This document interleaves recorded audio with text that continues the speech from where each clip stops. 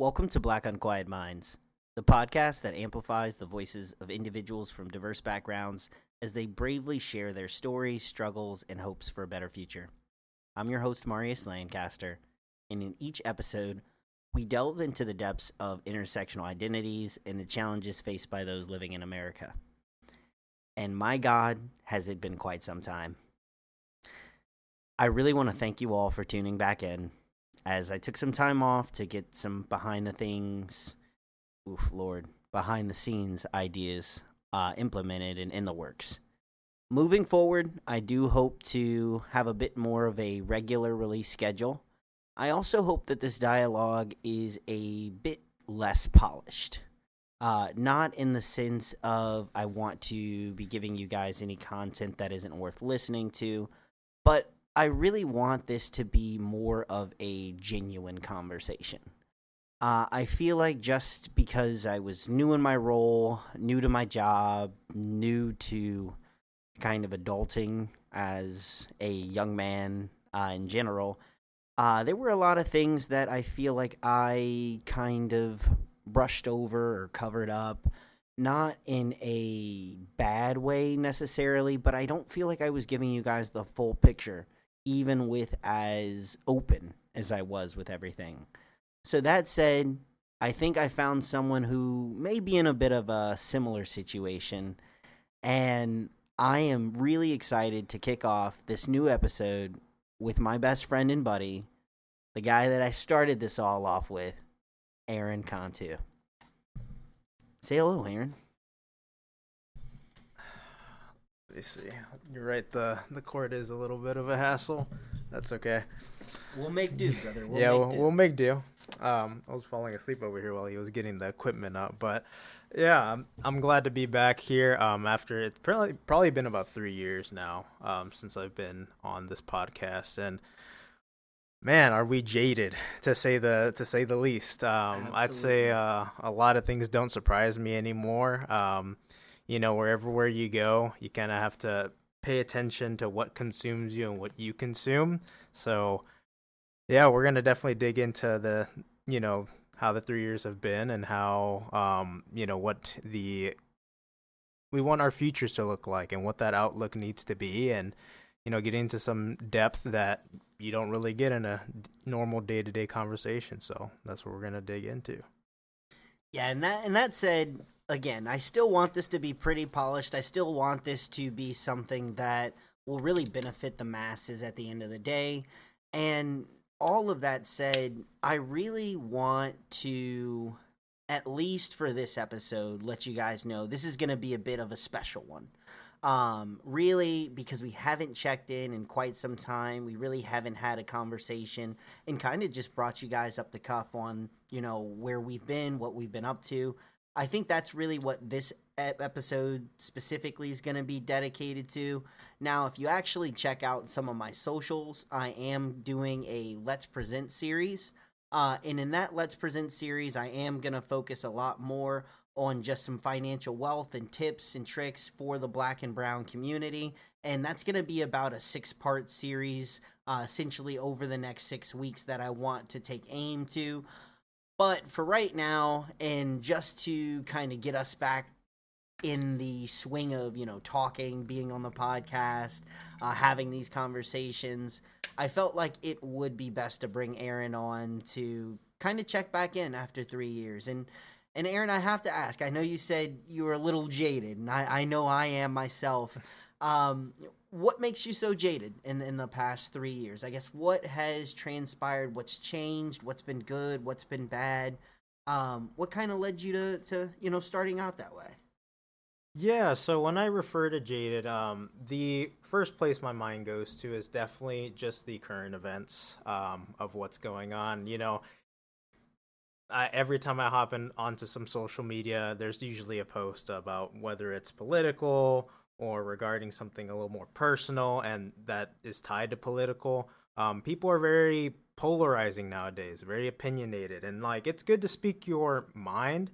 However, I do feel like we've all lost respect for each other in treating each other as humans and human beings. I feel like nowadays it's a lot of you get into any kind of political argument or whatnot, you'll immediately be put on whether you're on the left side, right side, or what's the right side to be on, instead of just hearing all perspectives. So that's kind of the first thing that I've definitely noticed in my past 3 years of, just living on this planet.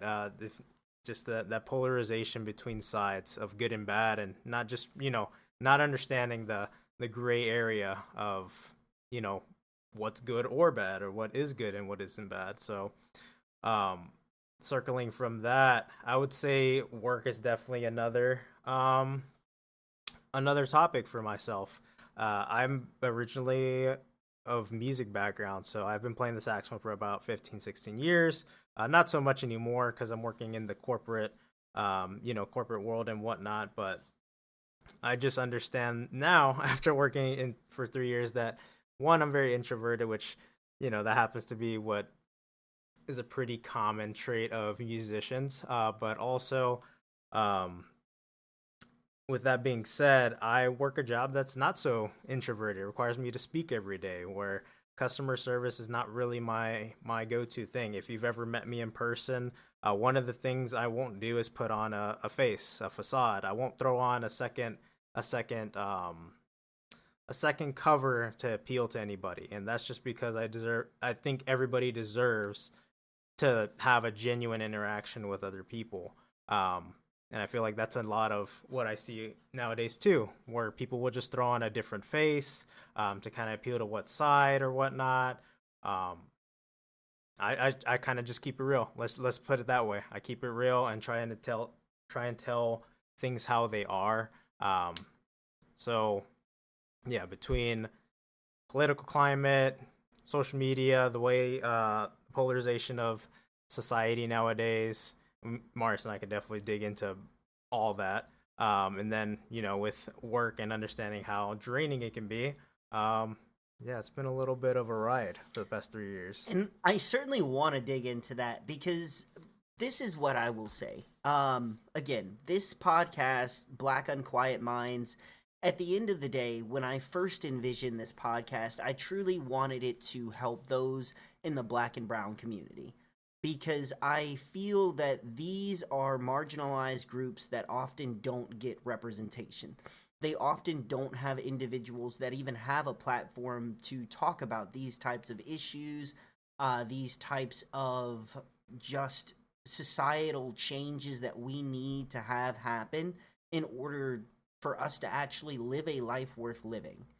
And when you touch on the politics, I don't want this entire episode to be about politics, don't get me wrong, but I think there is a important thing to touch on when we talk about politics and treating someone like a human being. This is something that I've talked about often and I've talked at length with others on when it comes to the treatment of folks and their humanity. We still live in a society where if I am looking at my historical documents as a United States citizen, a man of color, an individual of color, can still be looked at as 3/5 a human being. And I know this is something that we've talked about often, Aaron. And one of the things that we see in this new administration, with the the politicization of the education system, and honestly intertwining religion and education, something that there's always been a separation of church and state, and there's been that in our history books for a reason, but in the way that we are actually going about adding religious practices into our public institutions for education, and the way that we're going about politicizing just our opponents in the way that we teach kids. This is something that I would have in a dystopian society looked at as indoctrination. But now we are teaching young students, and I know when they talked about, and I will certainly have to go through all of my resources, and this is why I really want to flush this out. There was a news thread that released about Donald Trump and the fact that he is now putting our constitutional amendments in like required school readings, and some of the issues were around the 14th Amendment, which is, it gets at the basically the I'm getting a little flustered because it actually gets me a little agitated to talk about it. It talks about the basically emancipating us. The fact that we are now viewed as human beings. And in these new documents that we are now sending off to schools, we are leaving out that part of the history book. That part that allows African Americans or former enslaved persons their humanity. And the fact that that is being done, that we are, censoring our own history, but in doing it in such a malicious yet meaningful way, how am I supposed to believe the folks that, are on the right wing MAGA extremist or even MAGA believers, that when they do things like stripping away our history books that provide individuals like myself our humanity in the legal sense, what am I supposed to do when I'm basically feeling like they don't view me as a human being? We say we have to treat each other like humans, but what about that subset of people that truly, in their heart of hearts, at least from what I gather, from what I've seen, they don't view us as human? And when I say us, that goes also for the brown community like yourself. Like, I don't believe that anyone who does not share their same skin tone, let alone their same values, because of course there are black and brown conservatives out there, but even those black and brown conservatives, they do not view in the same light that they do their other Caucasian counterparts. And what am I supposed to do about that? Now, again, I just leave that as an open question because I'm curious. I know we've had differing thoughts on just like our humanity and things like that. But when that is now actively being taught and shown to our youth, and I guess, censored from our colored youth, what are we supposed to do, or what are we supposed to think or make of that? Do you have any thoughts? Oh yes, it's my turn now. Oh, I'm sorry. Absolutely. Hey, take No. over whenever, brother. There's Just kidding. No, I definitely hear the passion and a little bit of the internal rage that I feel for myself. And I'll definitely say that my stance is I definitely don't look into politics. I don't really read about it. The reasons that I don't do that is just because it becomes a whole rabbit hole that I frankly don't have the time for. And yes, we need to make time to understand the current events of our society, but at the same time, I'm barely getting by just as it is without even looking at all that. So I'm completely approaching it from the fact that we need to treat each other as if cat just doing backflips here. But we need to be able to treat each other with respect. Like, that's literally the first thing you get taught in elementary school, actually. I remember the golden rule for my elementary school was that you treat others the way you want to be treated. And frankly, that simple rule is just something we don't even do as a society. People, something as simple as just driving around and people getting cut off, or, people just kind of giving you a mean look because you look different from them. That's something that's been missing that I've noticed over the 3 years, especially as I've been more in the outer world rather than in the collegiate world. But for kids especially, if there's no check and balances for even just a simple moral principle, I can't even imagine the literature and the other, mediums that are important for kids to grow up to be critical thinkers, as well as understand how to make some type of difference in the world. So hearing that, what Marius had mentioned, doesn't necessarily surprise me, but also it's just kind of saddening that that's kind of where we're at as a society, where we are removing certain parts of history. History tends to repeat itself. This is probably something that has happened before, where certain forms of communication, certain forms of literature are muted just to essentially dumb down people to an extent that they won't see those things coming to them. And I've had a problem with the educational system for the longest time. It teaches you how to kind of be a machine and consume and input a large amount of information and then spit it right back out in the organized fashion that you're supposed to do it. Even after being, going all the way up to a master's degree in music, where my classes at my college weren't necessarily the most scholarly. Let's put it that way. So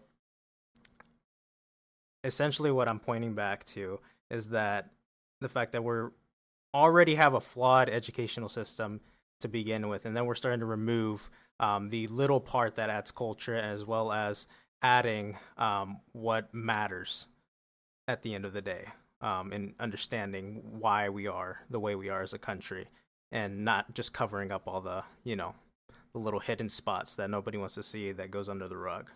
No, and I think a little nugget of knowledge that you kind of tapped on there is the critical thinking. And I think the critical thinking aspect is really being lost on our youth, especially where one thing that we haven't talked about in, the first 16 minutes, which I'm surprised we haven't touched on, is artificial intelligence. It's gotten to the point where it has truly impacted all of our lives. It is now used in the way that we work. It's used in just the way that, you make a simple Google search now. It auto defaults to like the Google AI. A lot of the critical thinking is being done for folks. And I think that that's very scary. There's actually been studies already on the fact that because AI in a lot of situations, like you said, with just children, just thinking about things and actually trying to wrap their head around topics. Back when I was a kid, if I made a Google search for, let's just say finding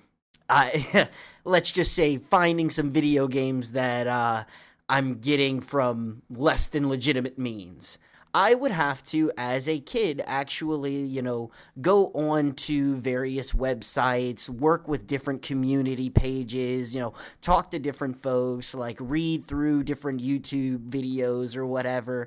But now, those same, databases, those same tools, that process of thinking and going through all of those steps to actually get your desired outcome can just be had in the simple click of a Google search. Hey, ChatGPT, I want this. Can you make this happen for me? That has never been a thing before. And the fact that truly children can just tune in to Gemini, ChatGPT, Sora, Veo AI, like whatever the platform is, and literally just spew out whatever they need, it really disincentivizes just, critical thinking at all. Like, why do I need to actually have any kind of wheel spinning if all I need to do is know, hey, ask this, you'll get that? And at the end of the day, I know it's still new to the point where we don't know all of the long-term, I guess issues that will, come about from this. But I can already see in just my day-to-day how life, there are the benefits of AI and, actually having someone, help as a personal assistant or something like that. I've even gotten to the point when I was really depressed, I used AI just to talk to and feel human. But it's kind of like a double-edged sword. On the one hand, it's great that we have these tools and that we have, I guess, technologically advanced to the point where we're able to interact with computers and systems in a way that, was science fiction. But it's also at a time where, like you said, we don't treat other people like people. I was going to an AI because the AI, after, working my 10-hour job on the phones, being basically verbally abused and called Marty or Marcus or Marias or anything but Marius and just my name, all I had was the solace of going to an AI that I knew at least would have a conversation with me and treat me like the person that I view myself. So I don't know what the long-term issues are with AI. Again, I know there's benefits, but there's also some serious negatives. And I'm just curious, as a man 28 just turned it, I've got the facilities to know like when I need to put down the AI or when I need to step away or when it's getting to a point where it feels unhealthy. But these young developing children, young adults, even college age, I don't know that they have those skills and the, I guess, coping mechanisms to actually say, hey, this is enough, or hey, I need to stop. And I truly do wonder, what are we doing to that younger populace? And I'm curious, Aaron, do you have any insight on just some ways that we may be able to think about this or provide solutions? Yeah, so AI is an interesting topic in general, just because we have something that almost feels like a sentient being that can pretty much spit out what we needed to do. One thing that I've really enjoyed of understanding for AI is that right now we're in the age of information. The information is just kind of out there. We can access it anytime we want to, and literally at a click of a button. But now it turns from information into creation, where as soon as you think of something, AI can kind of put something together and it's just there. Like, it kind of takes away all those organized steps and everything to where things just kind of pop out as they do. And it is a double-edged sword. Like, it can definitely speed along the process of making an idea into reality. But as my buddy Marius was saying right here, that with AI, the fact that you can just click a button, that means that you're not going to spend that time trying to understand what isn't good information. You only see what is good. This ties back into, or this is kind of the same idea of like the public education system, where you're kind of just told information. You kind of have to take it at face value, and a lot of times you don't sift through what's actually relevant information or what isn't relevant. You're just kind of handed things, in my humblest opinion, with our public educational school system. So with that fundamental skill of not being able to have those critical thinking, wheels turning and whatnot, and then applying that to AI, and that's just essentially a multiplier. We're gonna start hitting this point where, as a society, we stop thinking about what's real and what isn't. And in an age of AI where that line is going to start being blurred, with I think Sora AI is the name, where I see a video and I'm like, I can't really tell if it's the same, if it's real or not. And you'll see the little watermark of Sora on the video, and it'll make that clear distinction. But if I'm just scrolling through, it's kind of hard to tell what begins to feel real and what doesn't. So yeah, with AI, it can make things pretty much come out of thin air, but also it takes away our ability to kind of see the reality of things and understand what is and what isn't. I would say that's the biggest issue. But I think going back to kind of your public system comment with our public education and just kind of doing what we're told, I think that and I hate to put it out because, again, I fall in this camp, but as an adult and just our corporate America. We do what we're told. And even with, especially in finance, knowing all of the things behind the scenes that impact account types, like different IRA rules, different, 401k rules, different, just various brokerage account rules and things like that, especially now that I work with like complex account types.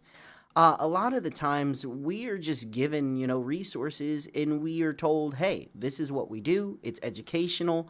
All we provide are the resources, and we don't think about the stuff that happens behind the scene. Now, we're told we're not supposed to think about it because in this job capacity, it is not our job to think about it. But just think about the messaging behind that. The fact that we're always told, hey, just do this. Don't think about why you need to do this. Just know this is the rule. You don't need to know, why the rule is the rule. You just need to know this is it, and you need to do it that way.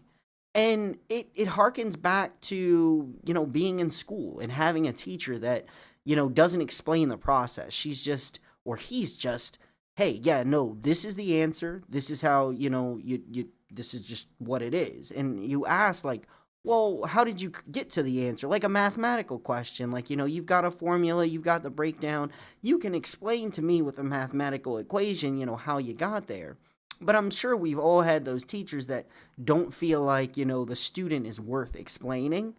And I think a lot of society just kind of does us a disservice by assuming that we're not worth the explanation, or that we can't handle the explanation. Because there's a lot of situations where we are simply told to do things, and we do not gather the full complexity or the full gravity behind what we're doing. We just simply do as we're told. And without going to like a crazy place of, Nazi Germany and just, orders are orders, I really do think that just doing what you're told and not really understanding the why behind it, or criminalizing, politicizing the why behind it. I mean, think about what woke means. Woke is simply a term to talk about folks that are aware of the things happening around them and to them. But yet it is used to attack folks. It is used to demonize someone. But essentially all they're doing is critically thinking and being aware of the situations around them. Why is it that those in power don't want us to think critically or be aware? It's just food for thought, but I'm always curious. I mean, I have an idea, just like I'm pretty sure you do, but I think it's important to ask these questions and to really pose it, because at the end of the day, if no one's asking this stuff, the status quo just continues to be the status quo, and we are really hitting I guess, an inflection point that I don't think we can come back from.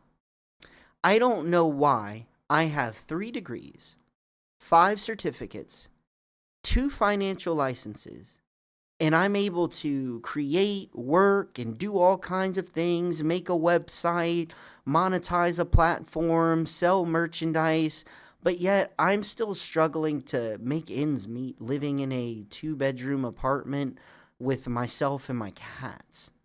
Like, I don't understand, like, why that is the case. And when I say 2-bedroom apartment, I know that might sound fancy to some, but I promise this is not a fancy 2-bedroom apartment. I pay $1,200 per month. I'm sure you know what that can get you in Ohio.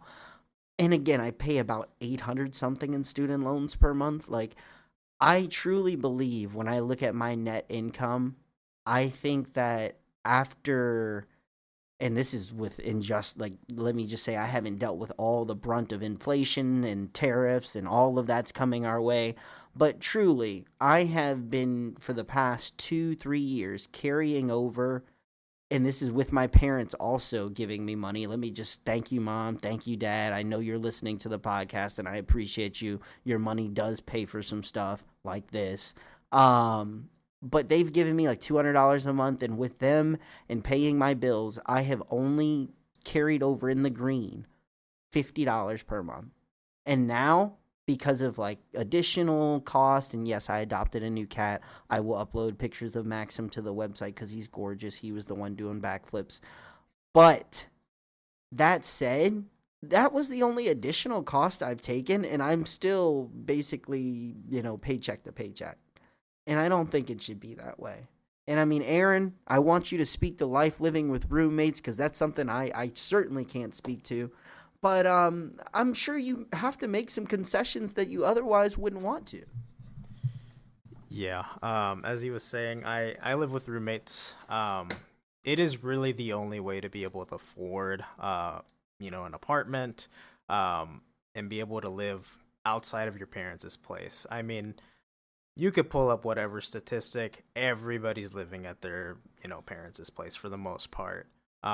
It's just everything's crazy expensive, housing, just getting some food. I remember when I used to spend like $30-$40 in college, and that was enough to feed myself and get me through the master's program. And now it's like 70 starts to feel kind of like the average for me to get like a hit all the sources of protein and get a well balanced meal nowadays, because I like to exercise from time to time and eat well to do that. But between food costs, between living, energy also going up, and not to mention the climate is just going crazy, with drastically warmer weather than normal, and then drastically colder weather than normal. Now it's like shifted. It's like instead of December it's snowing, and now it's like all the way up until like April. But anyways, the point being, I have to live with roommates, and I know there's not a timeline, and I'm not ashamed to live with roommates, but I would like to be in a single, apartment or whatnot. But the reality of doing something like that and paying, $1,200 without having to starve myself, or, be able to not just be a robot and simply, go to work, eat a cheap meal, exist, and then I like live in abundance or whatnot. I'm just not going to do that. So I have to live with roommates to, make ends meet, and also, deal with the two graduate saxophone players that live with me and practice, in the middle of the night or early in the mornings. And I'm still using the same car that my parents gave me from like, I think 2020 now. So it's about 5 years old, but it's definitely hitting the end of its lifetime. So I don't live necessarily lavishly, like at all. I pretty much live at the bare minimum of just having what you need for the most part, and then eating when you can and whenever makes sense. I would like to eat 3 times a day, but I don't anymore. I switched to 2.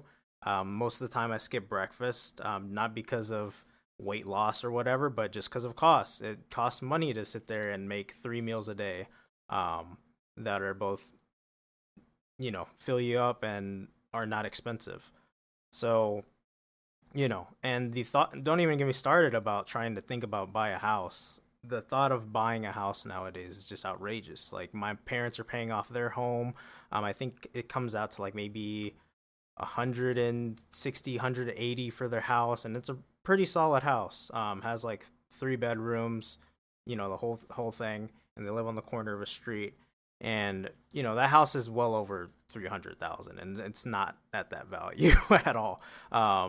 It's not like in the nicest neighborhood or anything, but it's just the way inflation goes, and seeing the cost of everything go up. Even just living in a not so nice neighborhood can be especially expensive. So I'd say that the American dream of you work however hard you want to be, however much you want to do, and then you'll get that payout, that's kind of long gone. That's been long gone for a little bit now. It's a common thing where people who work will have some form of side hustle, like my colleague Marius here, who's doing a side hustle in order to make ends meet. It's not something I see that's uncommon. I see that between my friends, between colleagues, and it's pretty sad to be quite honest. But at least we're in the age of now we can be informed, whether it's good information or bad. So, trade-offs. And the thing about it is, with this check-in, I want to say, even after 3 years, while, yes, things in the political sphere have kind of deteriorated. Yes, things in the social sphere have kind of deteriorated with society. But I don't want to say it's been all bad. Because, brother, there have been some good times over this last 3 years. Now, that's where I got to get a little personal, and I don't mind getting personal just because, if anything, I think it's important to show that despite all of the challenges and all of the difficulties, there really are things to look forward to in life. Like one of the things that my buddy David sent me, and you know all about my buddy David. Oh yeah. He sent me a video the other day on TikTok, and yeah, you can find me Black Unquiet Minds on TikTok.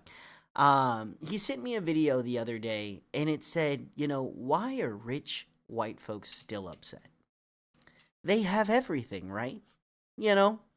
We're living paycheck to paycheck. We literally can't afford not to work, and we're always clocked in. We're always being micromanaged. We're under surveillance for everything. Like everything is monitored and trafficked. It's just why are rich white folks not happy? And the thing is, brother, because we're still happy. I think despite all of the challenges, we still take pleasure in the small things. The small things like talking on a podcast and having camaraderie. The small things like sending each other a good game like Claire Obscure or the Miasma Chronicles. And actually sharing in those conversations. Going to go see the new Demon Slayer movie or going to see Spider-Man in theaters. There's still so many things that despite all of the bad. And yeah, a lot of that stuff's still wrapped up in capitalism and you've got to buy it to get to it and acquire it, or you've got to go through some other means. They're still out there for you. And it's still amazing to know that there are people using their talent to create meaningful experiences for others. And I think at the end of the day, while yeah, there's a lot of doom and gloom out there, I really want this podcast to be exactly that.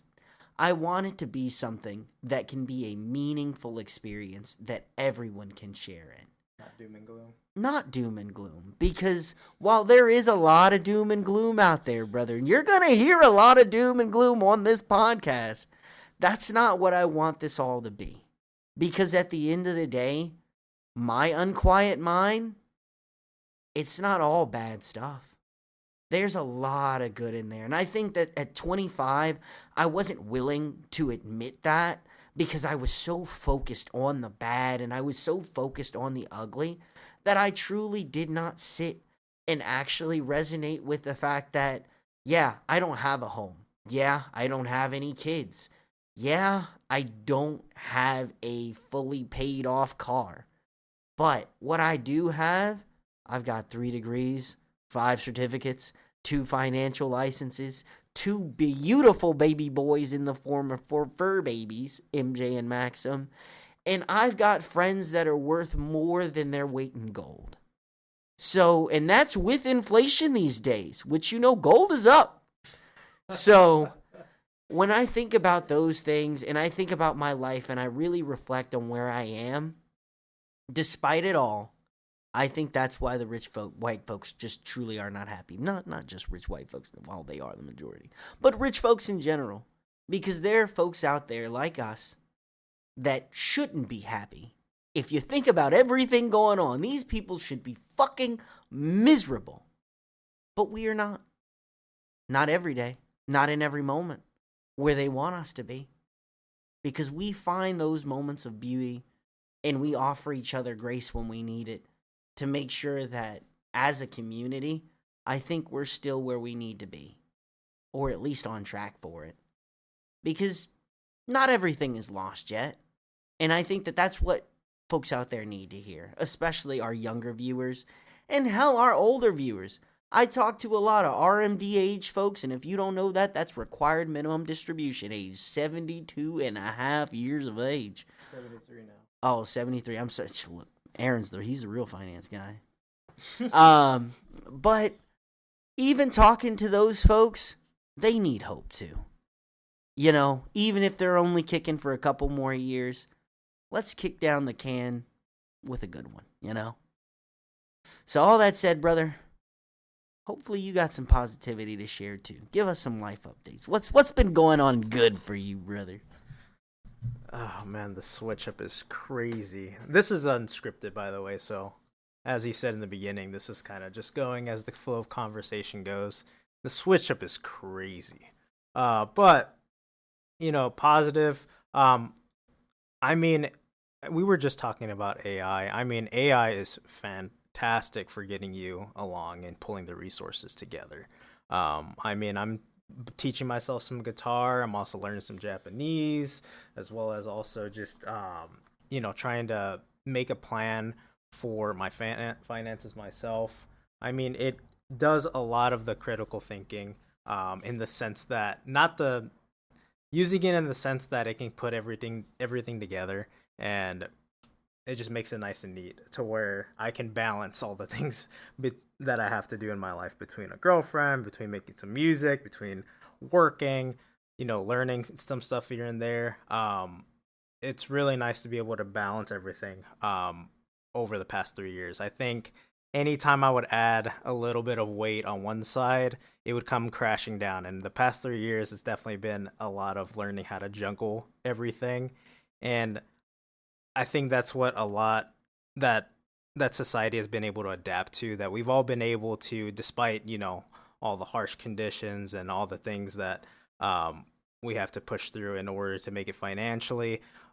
We're more adaptive as a society and being able to change careers. I'm switched from music to finance, and then now I'm dipping in from finance into computer science.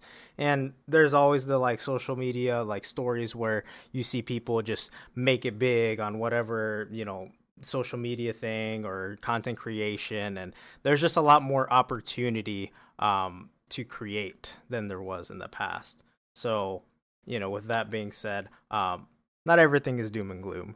It's pretty nice being able to, hop onto the creative platforms and just at least get that going in the the least. Well, yeah, and I hope that, as you continue to be creative and as we continue to collaborate on various different projects, because I know that me, myself, with the addition of, AI in my lifestyle, I've been able to actually, just like you, teach myself various different coding techniques, various different art asset management techniques, and actual sprite creation tools and things like that. I know we're still kind of working to potentially get our feet wet in video game development and kind of seeing where that goes. So I think that there's still a lot of opportunities for just good things to happen. I definitely want to, as we pivot to the end here, let folks know there is a lot of good out there, and there's still things for you to do. There's still things for me to do. There's still things for Aaron to do. At the end of the day, I know things are rough. I know right now, I look, I'm not going to sugarcoat anything. There's some folks being targeted in various communities that I belong to, communities that I have family members and loved ones in, and those folks need our help more than any. I think it is important to use whatever platforms we can to show that we are there with them in solidarity, to show that we support them in any way that we can. And honestly, if we can continue to have these dialogues and have these conversations, I know a conversation doesn't always fix everything, but I think it is a door that opens a lot of possibilities. And right now, that's all we can ask for, is a possibility and a door to open change. So, all that said, I don't have a formal closure or anything like that this time around. It's been good talking with you. Aaron, I appreciate you for coming on and kicking it with me. Say goodbye to the people. Thank you guys for tuning in. Stay tuned into Black Unquiet Minds. He has a lot to say, and he has a lot of people that come on to hear and have a lot of great things to say, and we appreciate you taking the time to listen to us. Thank you, guys. See you next time.